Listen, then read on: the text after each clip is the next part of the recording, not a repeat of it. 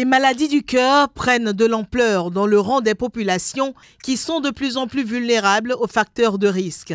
Cette année, la journée mondiale du cœur s'appesantit sur 3 facteurs, à savoir le tabagisme, l'obésité, mais aussi la pollution sonore. Le slogan s'intitule « Mon cœur, ton cœur ». Il est ici question de se sentir responsable du bien-être de l'autre. Pour prendre soin de son cœur soi-même, c'est qu'il faut éviter tout ce qui oriente vers les facteurs de risque cardiovasculaires, notamment l'hypertension artérielle, le diabète, l'obésité et l'hypercholestérolémie, le tabagisme. Du moment où quelqu'un est à côté de vous et il fume, vous devenez également un fumeur passif et c'est source de facteurs de risque cardiovasculaire. Et actuellement, il y a la pollution sonore également qui fait partie des facteurs de risque cardiovasculaire parce que le fait qu'il y ait du bruit à côté de vous, c'est une source de stress qui fait augmenter la tension et qui développe des crises cardiaques chez les gens qui ont une certaine sensibilité au bruit. Il y a une relation étroite maintenant entre l'émergence des affections cardiovasculaires et la pollution sonore. Face à ce fléau des maladies cardiovasculaires en expansion en Afrique et au Bénin, quelles sont les dispositions à prendre? C'est la prévention. Parce que dès que la personne est malade, la prévalence est déjà là. Pour diminuer la prévalence, c'est qu'il faut vraiment agir sur le devenir. Comment éviter que la personne soit malade? C'est qu'il faut connaître les facteurs de risque et adopter les mesures d'hygiène qui évitent, qui préviennent ces genres de facteurs de risque, notamment notre alimentation et surtout l'activité physique. Notre alimentation, c'est qu'il faut manger peu salé, parce que quand vous mangez trop de sel, ça fait augmenter la volémie et c'est source d'hypertension artérielle. Il faut manger peu sucré, parce que si vous mangez trop sucré, si vous n'avez pas un pancréas qui fonctionne bien, c'est que vous augmentez votre glycémie et là, c'est le diabète qui est installé avec toutes les complications que cela entraîne. Quand vous fumez, le tabagisme, ça entraîne une détérioration de vos artères et là, c'est la maladie athéromatoeuse qui est là. Et dès que ça atteint les artères coronaires, votre cœur, le muscle cardiaque a un infarctus, il n'y a plus rien à faire, c'est que c'est là, c'est malade une fois pour de bon. Et l'obésité. Vous voyez, dans notre pays, les gens ne font pas le sport. Les gens pensent que c'est seulement le dimanche qu'il faut aller courir au stade, il faut faire du sport et que c'est... Non. L'obésité est encore définie comme un excès de masse grasse. Et elle est évaluée beaucoup plus avec l'indice de masse corporelle qui est le poids sur la taille au carré. Et dès qu'on a cet indice qui est au-delà de 30 kg par mètre carré, on parle d'obésité. Et qu'est-ce qu'il faut faire pour prendre en charge cette obésité? C'est surtout l'activité physique dont vous parliez tout à l'heure. Et pour faire de l'activité physique, il y a des conditions préalables. Les conditions préalables, c'est d'abord déjà passer voir un médecin pour que le médecin vous évalue. Est-ce que vous êtes apte vraiment à faire de l'activité physique, c'est-à-dire un sport d'entretien qui est encore un sport de loisir par opposition au sport de compétition. Donc, pour faire de l'activité, il faut passer voir le médecin. Un médecin généraliste déjà peut déjà vous évaluer et vous proposer déjà en consultation quel type d'activité vous convient. Et habituellement, nous on demande aux patients, après plusieurs évaluations, les examens cliniques, éventuellement un électrocardiogramme, si le patient est apte vraiment à faire de l'activité physique, ce sport d'entretien, nous on propose souvent 150 minutes par semaine. C'est dans la régularité de l'activité physique. Ce qui est recommandé, c'est au moins 2h30 de marche rapide par semaine. Même si on va au boulot, ne serait-ce que les soirs quand on revient comme ça, il faut faire notre sport. Ou bien on se réveille tôt le matin, on le fait avant de vaquer à ses occupations. Et quand vous faites beaucoup de sport, ça évite l'obésité qui est encore un gros facteur de risque cardiovasculaire. En plus d'éviter de se détruire le cœur avec de la pollution sonore, d'éviter le tabagisme et de faire de l'exercice physique pour éviter l'obésité, il y a lieu d'observer une bonne alimentation. Il faut une prise en charge globale de cette affection, de ce mal qu'est l'obésité. D'accord, il faut l'exercice physique régulier, mais surtout de nos jours, c'est le désordre alimentaire, la malbouffe. Et c'est à plusieurs niveaux qu'on doit agir véritablement. Et agir à plusieurs niveaux, c'est d'abord au niveau des industries aussi qui fabriquent ces aliments-là. Et habituellement, on parle de fast-food, les plats rapides, les aliments de consommation rapide. Donc déjà, on doit insister, agir à ce niveau-là. habitués, les hamburgers, les shawarma et autres.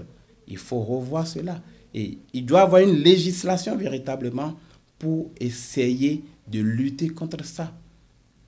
Et ainsi, nous pourrons vraiment protéger nos populations. Pour une meilleure santé de la population, chaque partie prenante devra jouer le rôle qui est le sien. Au niveau des agents de santé, il faut qu'on s'engage à consolider beaucoup plus le professionnalisme pour sauver plus de vies. Et maintenant, au niveau des autorités, il faut qu'ils s'engagent véritablement à investir beaucoup plus pour la prévention et pour la prise en charge des affections cardiovasculaires qui constituent véritablement un fléau mondial. Parce que de plus en plus, les partenaires nous orientent véritablement vers la prise en charge des affections infectieuses, la prise en charge de la mère et de l'enfant, mais si on n'y prend pas garde, les affections cardiovasculaires sont en train de nous surprendre et vont nous surprendre plus davantage. Dans le cadre de la commémoration de cette journée mondiale du cœur, la Société béninoise de cardiologie a organisé une journée de marche. Ce sera la marche du cœur sur toute l'étendue du territoire. Ce sera réalisé dans plusieurs villes de Cotonou et la date prévue est le 28 octobre prochain. Donc ce sera fait à Cotonou, à Parakou, à Abomey, à Boïko, un peu partout. Il y a un cardiologue au Bénin. Cette marche sera réalisée en collaboration avec la population. Donc on invite la population à marcher avec nous le jour-là parce que le sport fait beaucoup de bien à notre organisme. Les maladies du cœur nous guettent tous. Il est indispensable que chaque personne prenne conscience et joue son rôle.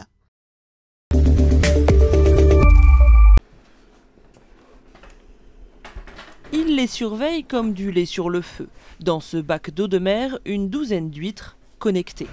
À l'aide de ces capteurs de quelques grammes, le professeur Massabuo étudie le comportement de ces bivalves et notamment leur fréquence d'ouverture et de fermeture.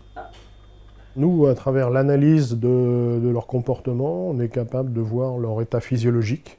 Est-ce qu'elles suivent correctement leur rythme biologique? Est-ce qu'elles grandissent? Est-ce qu'elles pondent? Et à partir du moment où vous pouvez dire qu'un groupe d'huîtres va bien, vous êtes capable de dire que la qualité de l'eau autour d'elles est bonne. C'est ici, dans les eaux calmes du bassin d'Arcachon, qu'est née en 2006 l'expérimentation.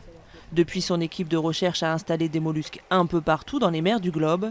Toutes les données sont envoyées en temps réel sur les serveurs du Centre national de la recherche scientifique installé à la base marine d'Arcachon. Grâce aux résultats reçus et analysés, les scientifiques ont conclu que l'huître était une supervigie des pollutions marines. Elles vont réagir à tout changement de la qualité de l'eau. Alors, un des premiers comportements anormaux, c'est par exemple une hyperactivité des valves qui est bien supérieure à ce qu'elle est en référence.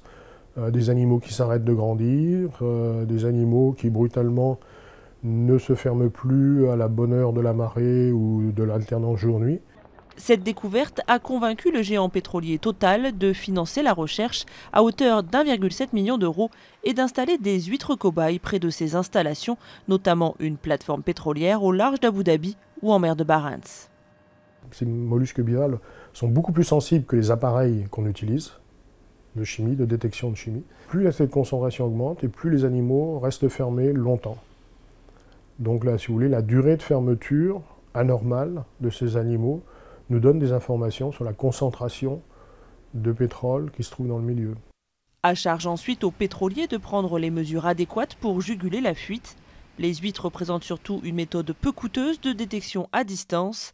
Elles résistent à des eaux très froides ou très chaudes et peuvent être installées partout en milieu marin ou lacustre lorsque des installations d'hydrocarbures sont présentes. C'est sans aucun doute le monument le plus controversé d'Espagne. Une croix en pierre haute de 150 mètres qui surplombe une basilique creusée dans la roche. Le Valle de los Caídos, littéralement la vallée de ceux qui sont tombés, abrite en son sein la tombe de Francisco Franco.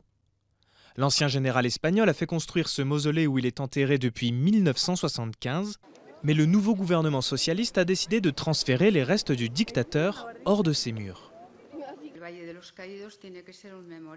La Valle de los Caídos doit être un mémorial dédié à la paix et à la réconciliation pour les victimes de la guerre civile, quel que soit leur camp. C'est un monument où tout le monde doit pouvoir se reconnaître, ça ne peut pas être la tombe d'un dictateur. Près de 20 000 prisonniers politiques ont participé à la construction de cet immense complexe entre 1940 et 1959. Et plus d'une dizaine d'entre eux ont trouvé la mort pendant les travaux. Nicolás Sánchez, lui, a survécu. À 92 ans, il espère que la décision du gouvernement permettra au pays de tourner définitivement la page d'une des périodes les plus sombres de son histoire. La société espagnole a laissé assez de temps aux vieux franquistes pour qu'ils acceptent le fait qu'il s'agissait d'une dictature et qu'il y a aujourd'hui une contradiction fondamentale entre le fait de vivre dans un régime démocratique et de soutenir des monuments dédiés à cette dictature.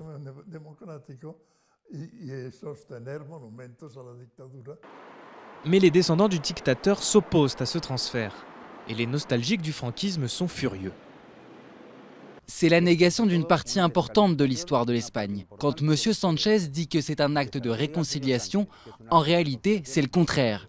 Il va à l'encontre de millions d'Espagnols qui se sentent blessés par cette décision. L'histoire est ce qu'elle est et on ne peut pas l'ignorer. Même sans Franco, nul doute que le Valle de los Caídos continuera d'attirer les curieux du monde entier. Près de 250 000 visiteurs se rendent chaque année sur ce site où reposent plus de 33 000 victimes de la guerre civile espagnole.